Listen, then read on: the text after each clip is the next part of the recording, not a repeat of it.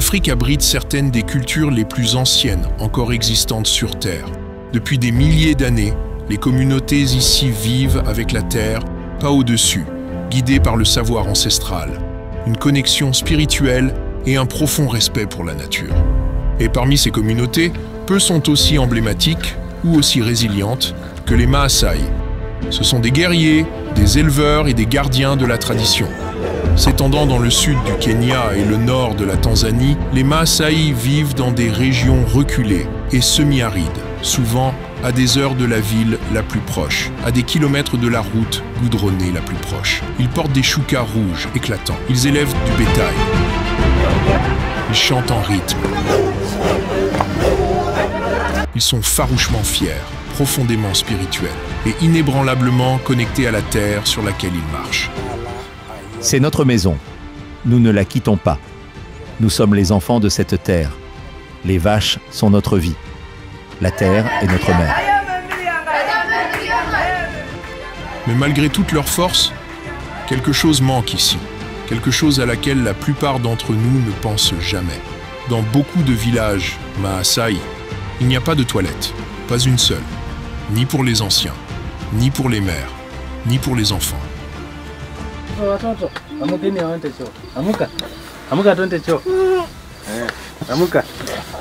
Quand quelqu'un ici a besoin de se soulager, il marche jusqu'au buisson, même au milieu de la nuit, même pendant la saison des pluies, même s'il a 70 ans, même s'il en a 5. Il y a 300 personnes dans ce village. Pas une seule n'a de toilette. Quand on doit y aller, on va loin, dans la forêt. Ce n'est pas sûr, ce n'est pas normal. Aujourd'hui, nous retournons en terre Maasai.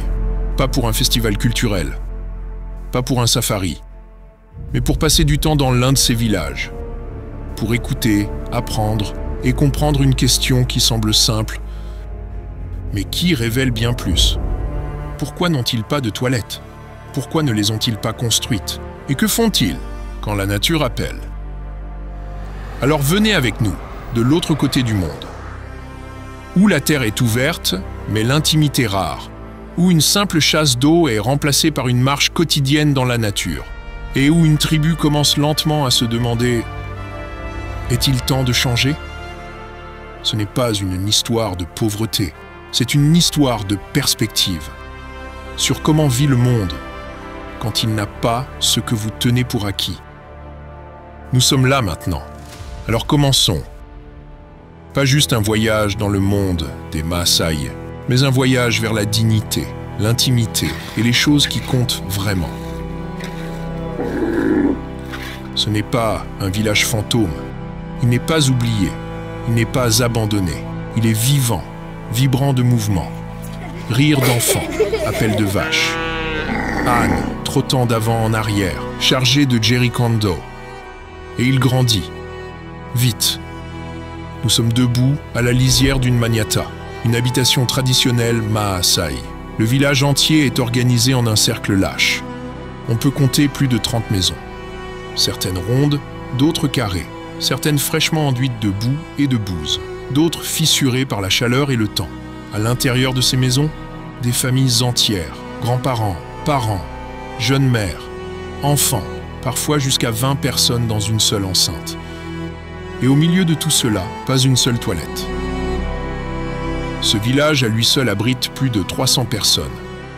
Une famille élargie ici compte plus de 60 membres, répartis dans seulement quelques maisons. Une autre a 10 enfants, tous âgés de moins de 15 ans.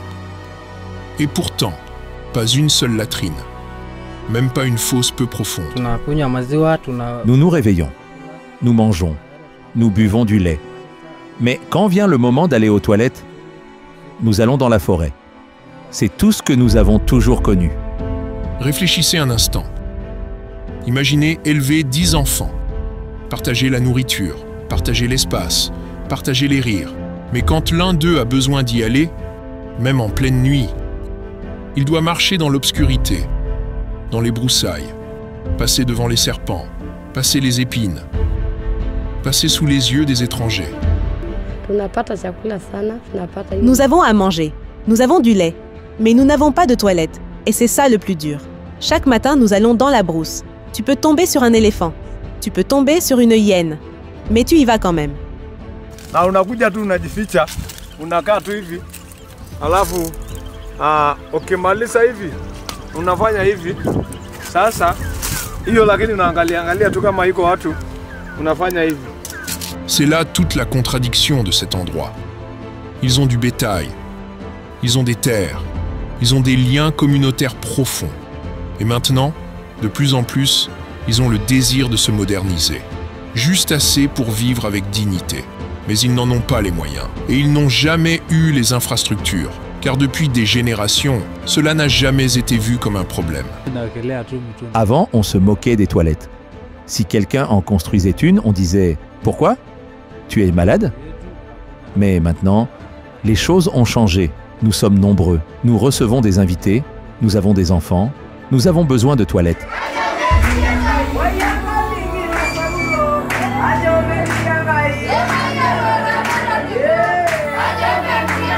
Ils ne veulent pas d'or. Ils ne demandent pas l'électricité ou des carreaux.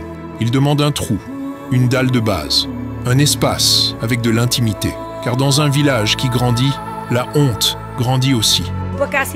Quand des invités viennent, nous préparons de la nourriture. Nous chantons pour eux, nous dansons. Mais quand ils finissent de manger, ils demandent les toilettes. Et nous regardons juste vers la brousse. C'est ça qui nous brise le cœur. C'est étrange. La façon dont la honte s'insinue dans les choses les plus naturelles de la vie. Dans ce village, il n'y a pas de secret. Les vaches mettent bas devant les enfants. Les chèvres sont traites par des adolescents.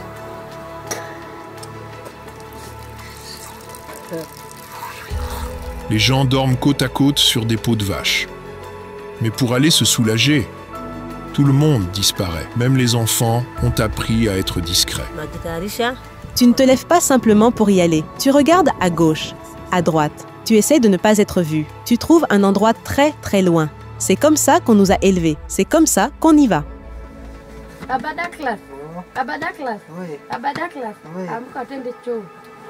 Le paradoxe, c'est que beaucoup ici sont prêts au changement. Ils veulent des toilettes. Ils en ont fait la demande. Mais construire ne serait-ce qu'une latrine rudimentaire demande des choses qu'ils n'ont pas. Des outils, des briques, de la main-d'œuvre, un plan et parfois une autorisation. Car la tradition reste très ancrée.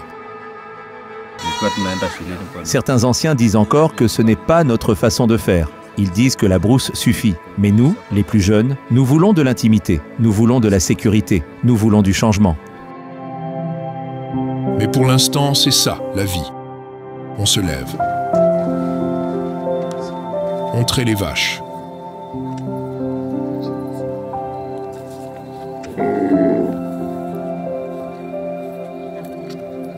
On va chercher de l'eau. Et quand il faut aller aux toilettes, on marche. On se cache. On prie pour que personne ne voie. On prie pour que rien ne morde. Et puis, on revient. Comme si de rien n'était. Ça peut sembler être une petite chose, mais c'est une grande chose. Des toilettes apportent du respect, des toilettes apportent de la sécurité, des toilettes apportent la tranquillité d'esprit. Dans une communauté qui chante pour célébrer la vie, qui danse pour accueillir les invités, qui honore ses anciens et élève ses enfants en plein air. L'absence d'une petite structure a créé l'une des plus grandes luttes. Et à mesure que la communauté grandit, le besoin devient plus pressant. Dans cette partie du monde, la richesse ne se mesure pas en compte bancaire. Elle se mesure en sabots. Le bétail est tout ici. C'est la banque, l'épicerie, la dot, le plan retraite. Et quand les vaches disparaissent, tout le reste disparaît aussi.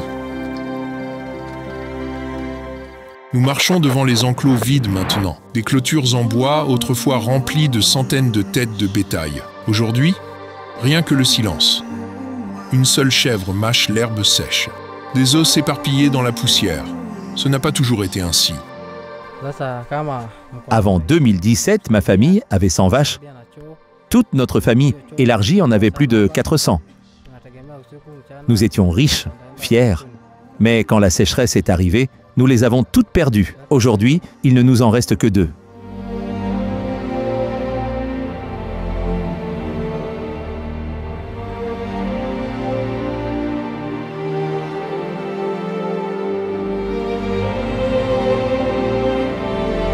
La sécheresse de 2017 a frappé comme une catastrophe lente. La pluie s'est arrêtée. Les rivières ont rétréci. L'herbe est devenue grise, puis brune, puis a disparu. Sans herbe, les vaches ont faim. Sans vaches, les Maasai ont faim. Ils ne pouvaient pas vendre. Ils ne pouvaient pas échanger. Ils ne pouvaient pas partir. Ils ont juste attendu. Et regardé leur lien vital disparaître. Quand les vaches sont mortes, ce n'était pas juste la faim, c'était la honte, c'était le vide. Nous ne pouvions pas nourrir nos enfants, nous ne pouvions rien construire, nous ne pouvions même pas rêver. Et quand il n'y a pas de bétail, l'effet domino commence. Il n'y a pas d'argent pour les frais de scolarité. Les enfants restent à la maison ou commencent à garder ce qu'il reste.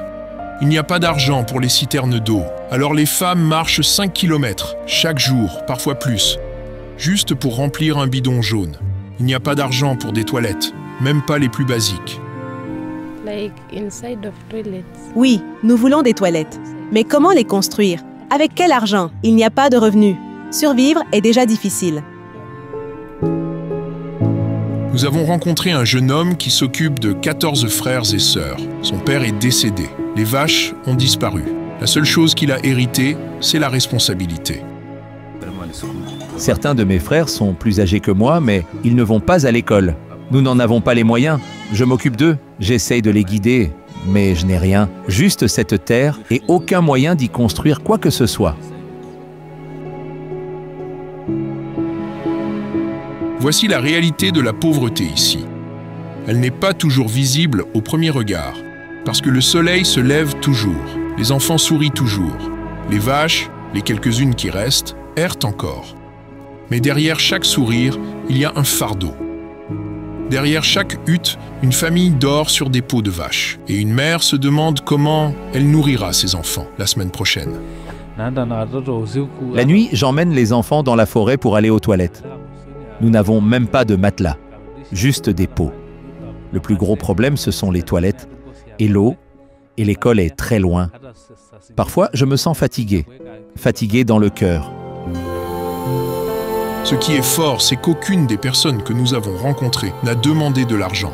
Elles n'ont pas demandé de dons, elles ont demandé de la compréhension, et peut-être un peu d'aide pour construire quelque chose de simple, quelque chose qui pourrait changer leur vie. Nous ne sommes pas paresseux, nous ne sommes pas faibles, nous avons perdu ce que nous avions. Mais si on nous donne juste un peu, nous pouvons reconstruire.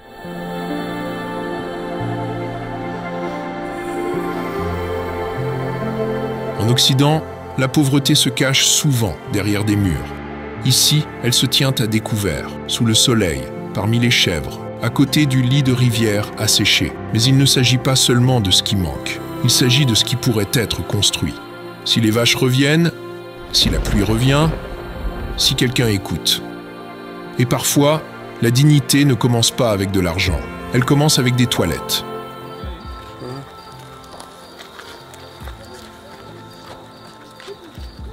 Certaines choses ne se disent pas à haute voix ici, non pas parce que ce sont des secrets, mais parce qu'elles sont gênantes. Nous étions dans le village depuis plusieurs jours, à marcher, filmer, écouter, et tout semblait ouvert. Les enfants couraient pieds nus, en liberté. Les femmes chantaient en cuisinant. Les hommes se rassemblaient sous les arbres pour discuter. Et pourtant, quand le sujet des toilettes est venu, tout le monde s'est tu.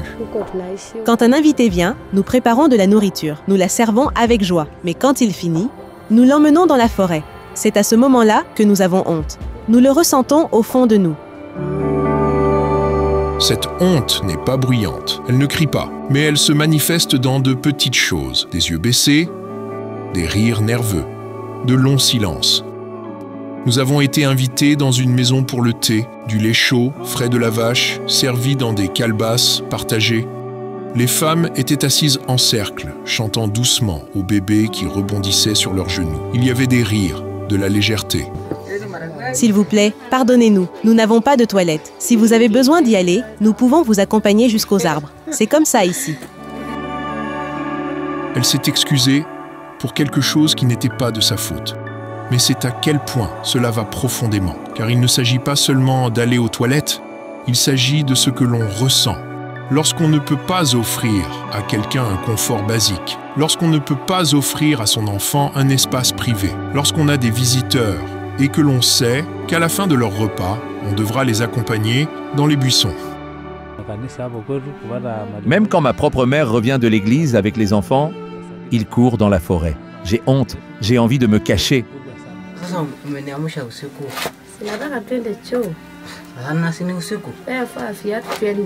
Et il ne s'agit pas seulement des invités. Chaque jour, cette communauté se réveille avec la même routine. Aller chercher de l'eau, traire les vaches, alimenter le feu, s'occuper des enfants. Et puis, quand le besoin se fait sentir, ils disparaissent, en silence, prudemment, hors de vue. Parfois, j'attends qu'il fasse nuit. Je ne veux pas que quelqu'un me voie. Je prends les enfants avec moi, un par un. Nous partons en silence, comme si nous faisions quelque chose de mal.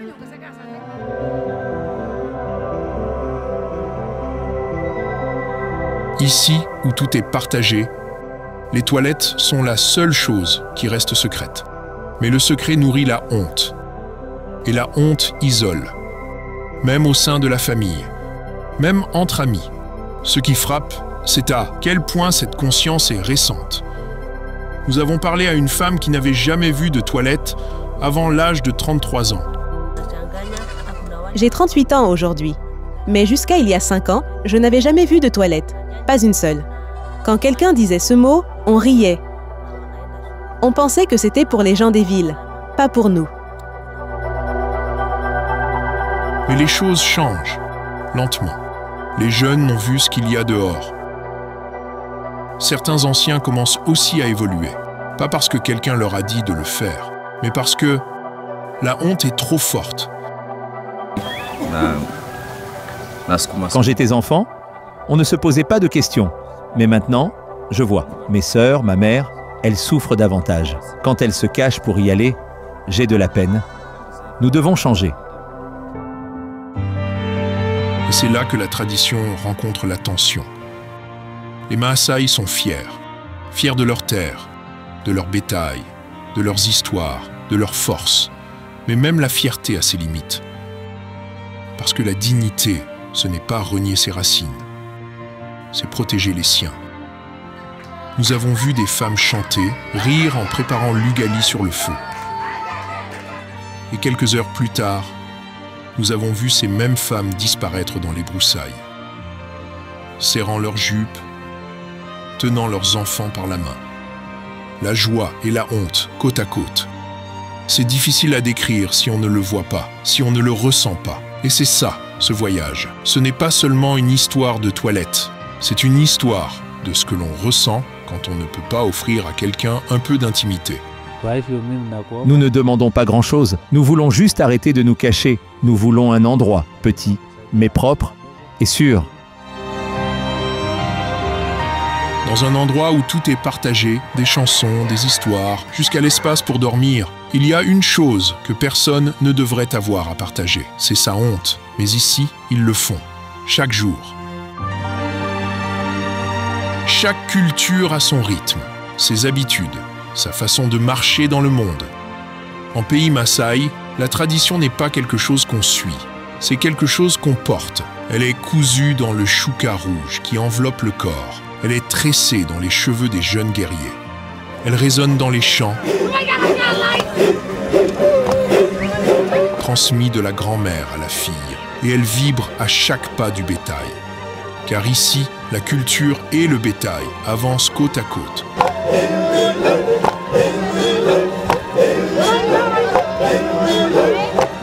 Alors, quand quelqu'un parle de changement ici, il ne le fait pas bruyamment. Il parle avec précaution, il parle avec respect. Parce que le changement est délicat. Trop rapide, il ressemble à une trahison. Trop lent, il se transforme en souffrance. Un après-midi, nous nous sommes assis avec un groupe de jeunes hommes juste au-delà du village. Le soleil était bas, leurs lances reposaient sur leurs genoux, et ils fixaient les collines comme s'ils cherchaient quelque chose au-delà de l'horizon. Nous vivons avec fierté. Nos pères nous ont appris la force. Mais nous, les plus jeunes, nous commençons à voir. Une toilette n'est pas quelque chose d'étranger. Ce n'est pas une faiblesse, c'est de la dignité. Ce mot, dignité, revenait sans cesse, un chuchotement, en silence, entre les lignes des conversations. Et c'est là que nous avons compris. Cette histoire n'a jamais été seulement une histoire de toilette. C'est l'histoire d'un combat silencieux entre s'accrocher et lâcher prise. Les hommes plus âgés se souviennent d'une époque où même l'idée d'une toilette prêtait à rire. Pourquoi faire? Ils avaient la terre, ils avaient la brousse, ils avaient la liberté. Mais le monde autour d'eux change et les fissures commencent à apparaître. Avant, quand on entendait que des gens construisaient des toilettes, on disait « Ah, ce sont des paresseux, ils ont peur de marcher ». Mais maintenant, on voit la vérité. Même la force a besoin de protection.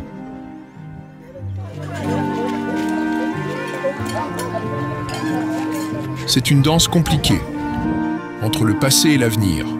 Les anciens détiennent la mémoire de ce que les Maasai ont toujours été.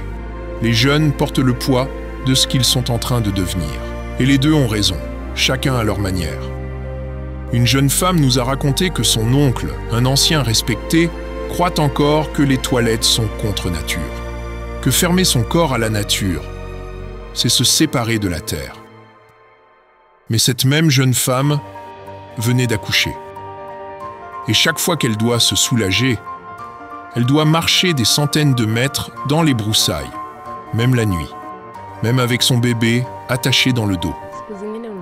Les anciens dirigent toujours. Nous ne voulons pas nous opposer à cela, mais c'est nous qui portons les bébés. C'est nous qui nous cachons dans le noir. Nous avons besoin de mieux. Le moment de grandir, c'est maintenant.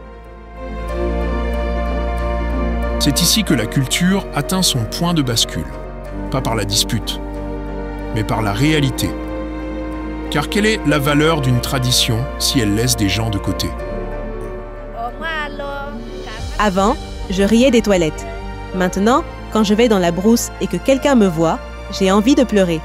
Parce que je suis vieille et j'ai honte.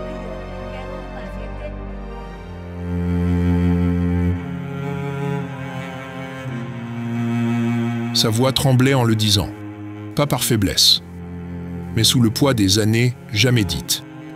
Et à cet instant, nous avons compris quelque chose, ce changement, se tournant vers l'assainissement, la sécurité, l'intimité, ce n'est pas une rébellion.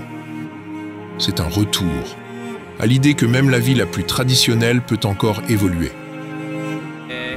Laissons-nous garder nos vaches, laissons-nous garder nos perles, mais donnons-nous aussi un endroit où aller, sans se cacher, sans peur, sans honte.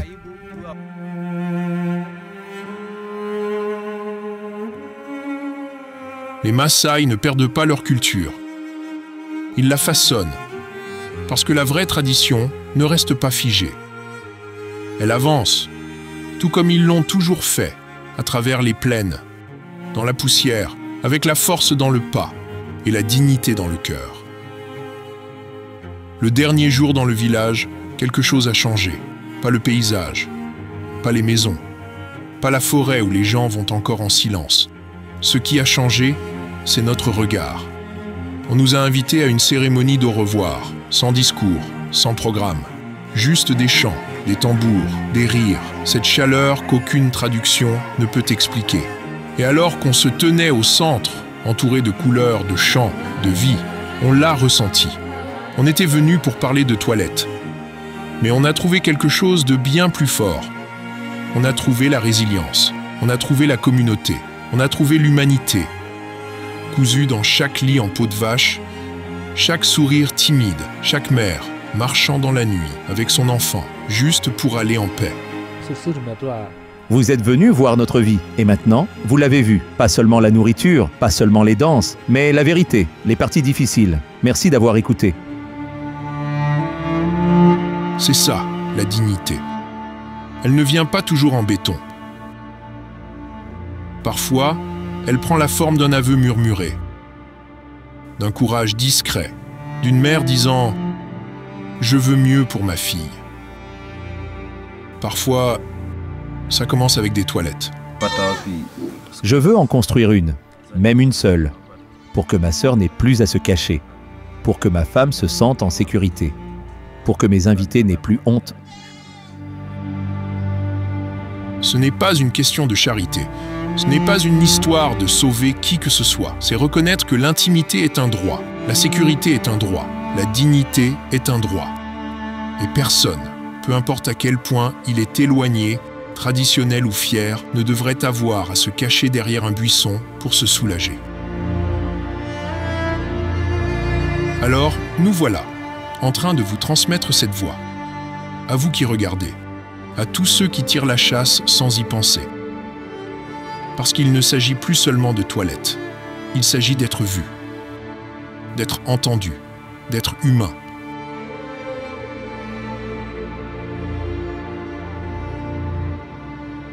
Si vous pensez que personne ne devrait avoir à se cacher derrière un arbre, si vous pensez que des toilettes ne sont pas un luxe, mais un droit humain, alors partagez cette histoire, parce que ces voix méritent d'être entendues, et cette réalité, elle mérite de changer. Nous reviendrons ici. Mais d'ici là, nous repartons avec de l'espoir. Si des histoires comme celle-ci vous touchent, si vous croyez que des voix comme celle-là doivent être entendues, alors abonnez-vous, parce qu'ici, chaque histoire compte. Et n'oubliez pas de visiter la chaîne pour découvrir d'autres récits comme celui-ci.